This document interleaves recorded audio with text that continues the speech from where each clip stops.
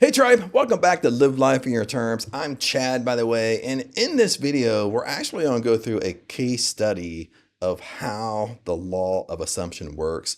And this is a case study by Neville Goddard. I'm taking it out of The Power of Awareness by Neville Goddard. I am in chapter 7. Chapter 7 is on attitude, but this case study kind of spoke loud to me because this is something we all do. We all fall in the trap of. And this is kind of why I love Neville Goddard's studies, his examples, his case studies of people.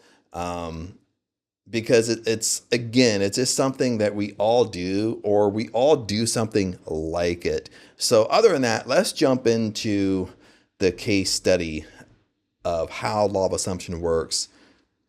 Let me put on my handy dandy glasses. I got my water here just in case because I am reading. But let's get going. One day, a costume designer described to me her difficulties in working with a prominent theatrical producer. She was convinced that he unjustly criticized and rejected her best work, and that often he was deliberately rude and unfair to her. I mean, even right there, most of us have experienced this, even with our own job. Okay, so here's this woman, and she's constantly thinking her boss criticizes her, she thinks she's putting in the best work, and he's always putting her down. That's basically what's going on. And with Neville says, upon hearing her story, I explained that if she found the other rude and unfair, it was a sure sign that she herself was wanting, and that it was not the producer but herself that was in need of a renewed attitude. Isn't that now this is kind of deep. This is it goes super deep and kind of higher consciousness a little bit. Did you hear what Neville Goddard said? Listen, I explained that if she found the other person rude, like her boss, just like with us, we find somebody else rude with us, it was a sure sign that she herself was wanting it. She was looking for it, and that it was not the producer, it was not the other person actually being rude, but herself that was in need of a new attitude.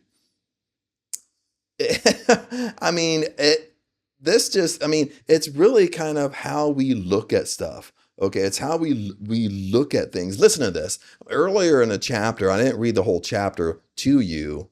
Okay, earlier in the chapter, I highlighted, listen, you should assume the best and think only of that which is lovely and good report. Now, this is kind of taken out of the Bible in the New Testament, but Neville Goddard wrote that inside this chapter, but just earlier before the case study. But listen, we should assume the best and only think the best. Okay, in every situation, you should assume the best and only think the best. But let's kind of go back to the story and continue on here, because I don't want to spoil so much what's going on. I told her that the power of this law of assumption and its practical application could be discovered only through experience, and that only by assuming that the situation was already what she wanted it to be.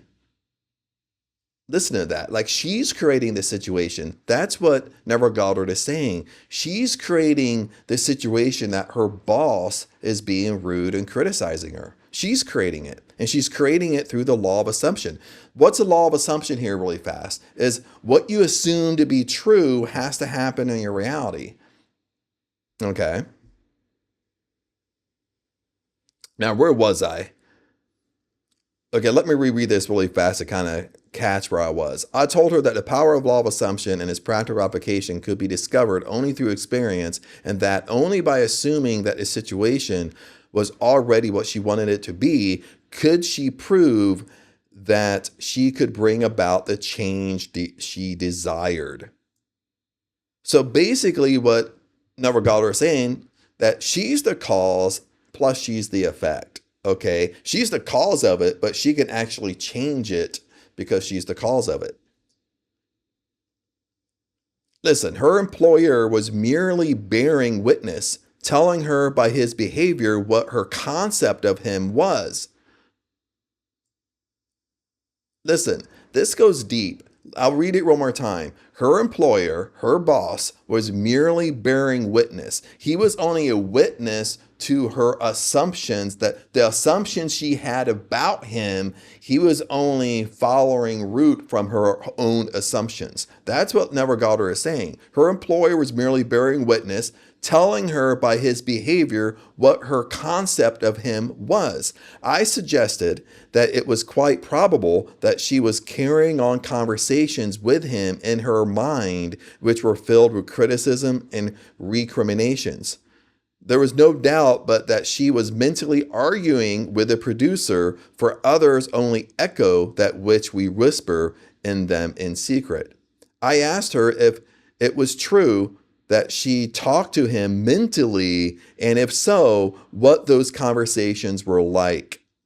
Okay, so basically what Neville Goddard is asking is, Neville Goddard kind of knew. So Neville Goddard asked her, okay, your boss is criticizing you. He's putting you down. He's saying it verbally, but really it's a law of assumption. It's really what you assume to be has to happen. So you're assuming that your boss is doing this in your mind. So Neville Goddard says, well, are you doing this? I bet you that you're having mental arguments in your mind with your boss.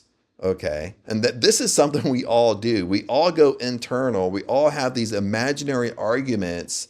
In this situation is a boss at work. I know I'm guilty of this when I think back in the day of when I worked for an employer. You know, you go inside your imagination and you do it so easily. I don't know why we do this stuff easily. We do it so easily. We go inside our imagination and have mental arguments. And if it's not even at work, we do it with best friends, we do it with acquaintances, we do it with people we just run into, and we have these imaginary arguments in our mind with that person.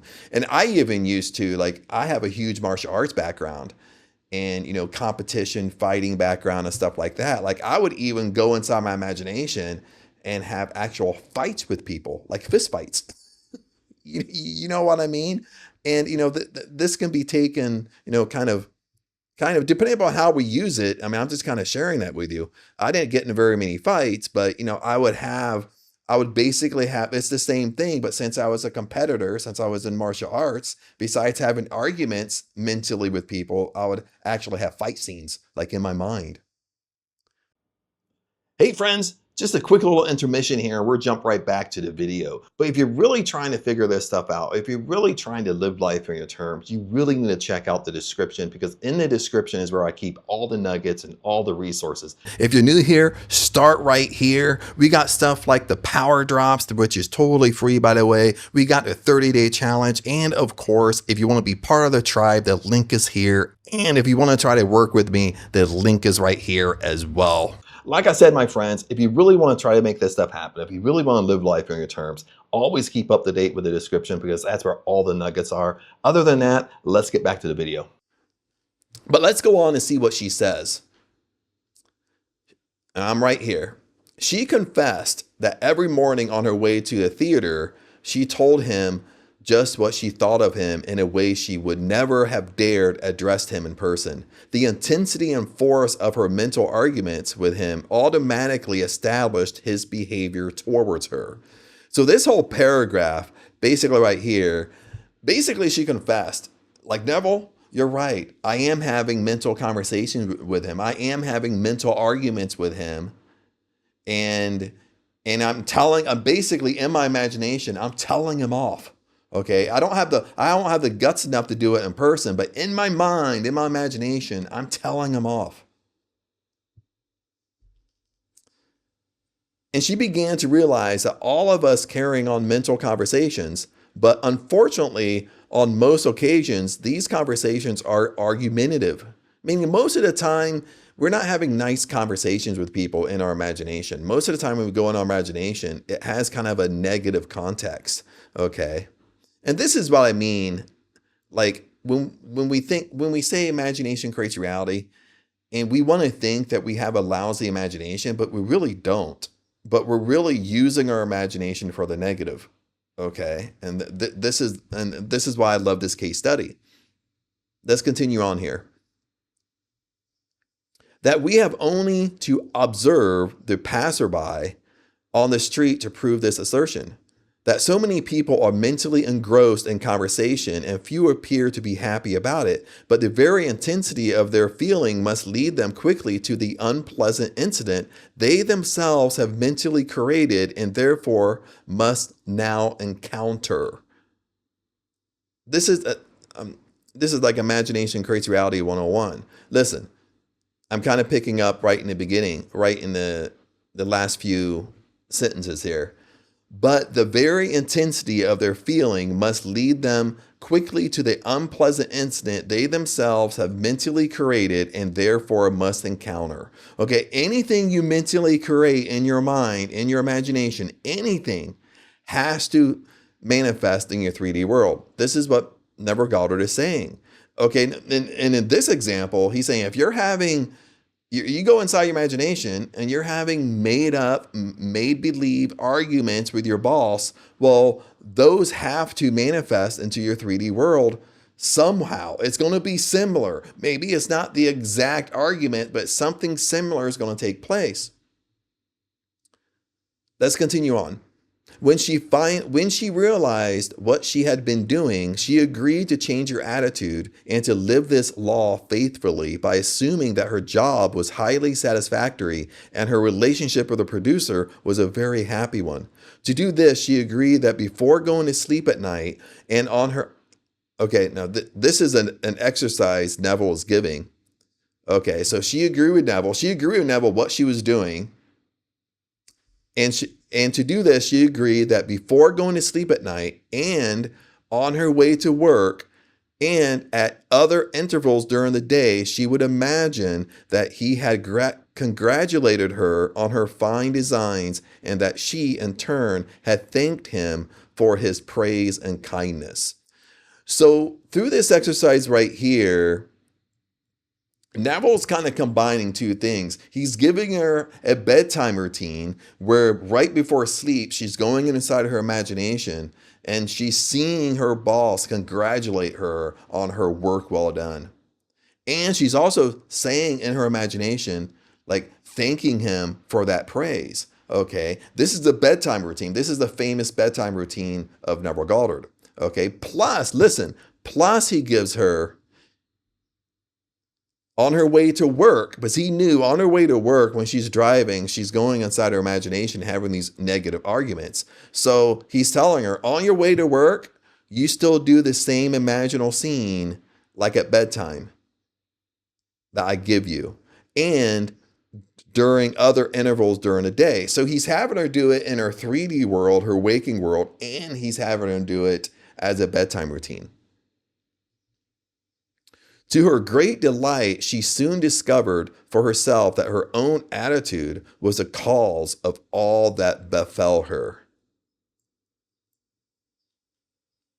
Isn't this so true? This is why kind of chapter 7 was called Attitude. But I love this little sentence here. It's a long sentence, but it's a paragraph, but a long sentence, a one-sentence paragraph. Listen, to her delight, she soon discovered for herself that her own attitude was the cause of all that befell her. This speaks worlds to me because it's our own attitude that we have a positive experience or a negative experience. Okay, negative things that happen to us, it's only our perception. But it really reverts back to our attitude we have around it, what we're assuming, our assumptions we have around what's negative. Okay. The behavior of her employer miraculously reversed itself. His attitude, echoing as it had always done that which she had assumed, now reflected her changed concept of him. What she did was the power of her imagination. Her persistent assumption influenced his behavior and determined his attitude toward her. With the passport of desire, on the wings of a controlled imagination, she traveled into the future of her own predetermined experience. Thus, we see it as not facts, but that which we create in our imagination, which shapes our lives. For most of the conflicts of the day are due to the want of a little imagination to cast a beam out of our own eye. It is the exact and literal minded who live in a fictitious world, as this is, sorry about that, I'm like stumbling over my words. As this designer, by her own controlled imagination, started this subtle change in her employer's mind, so can we, by the control of our own imagination and wisely directed feelings, solve our problems.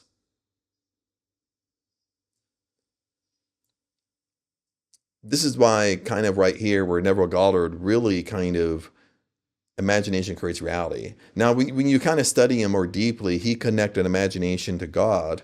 That's our communication to God. But what you have to understand is what you can see in your imagination has to manifest to you in your 3D world. It has to come to you. If you can see it in your imagination, it has to come to you. Okay, it has to take place. Now, this can be a negative or positive. If you're making up, like in this example, if you having mental imagination arguments with people, well, those have to transpire to you. They have to come to you in your 3D world. But the same is true on the other side of the coin. If I'm in my imagination and I live in my dream house, well, if I can see my dream house in my imagination, I can have my dream house in my 3D world. You have to understand this. Really quick here, friends. Do you want a challenge that's going to make every dream of yours come true? You see, my friends, the issue is when you start trying to live life on your terms, you're doing everything right. See, that's the problem. That's how you feel. You're trying your hardest, but nothing is changing. Now, in the challenge, there's no fluff, there's no hype. It's just real transformation delivered daily. We are going to the core. We are going to the root cause why things are not working for you. All you got to do is go to the description, click see more. Everything will pop up and you will see the 30-day breakthrough challenge. Click the link and it will take you right over to that. By the intensity of her imagination and the feeling, the designer cast a kind of enchantment on her producer's mind and caused him to think that his generous praise originated with him. Often our most elaborate and original thoughts are determined by another. And that's the end of the chapter here. And but with this one, just kind of sum it up, I really kind of just wanted to share it because this is kind of something that we all do. We all go inside our imagination. We all use our imagination, but we use it in a way that we don't like the outcome.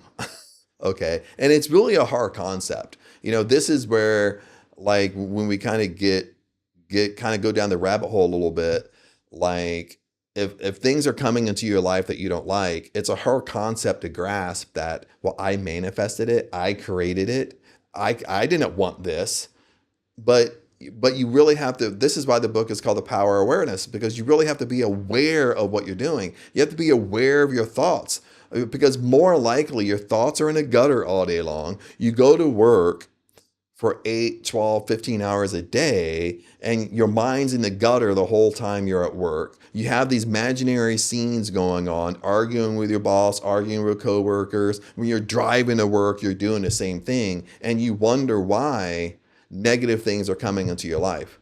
It's because it's all by your imagination. You're creating it, and this is the responsibility that we have to take. This is the responsibility of our life that we have to come to terms with, that, you know, I'm responsible for my life. Okay. And this is what we kind of talked about in other chapters here, is you want to steer the ship of your life. You want to be in control of the circumstances of your life. You take the reins. Okay. You take the wheel.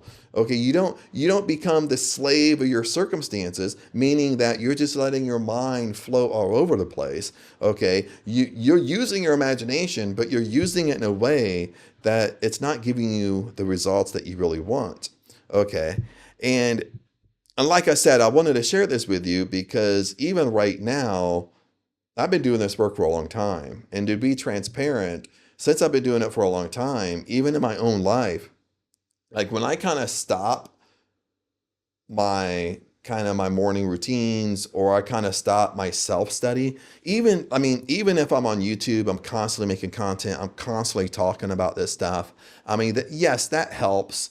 because it kind of buries it in my psyche. It kind of buries it in my subconscious mind because I'm always doing videos and content and talking about this stuff. But at the same time, I need to sit down and do my own self-study, because what I found only through my experience is it's easy to go backwards. It's easy to go back to the old self. It's easy to go back to those old ways of thinking. It's easy to start thinking negative. And this is why kind of Neville Goddard created the revision technique.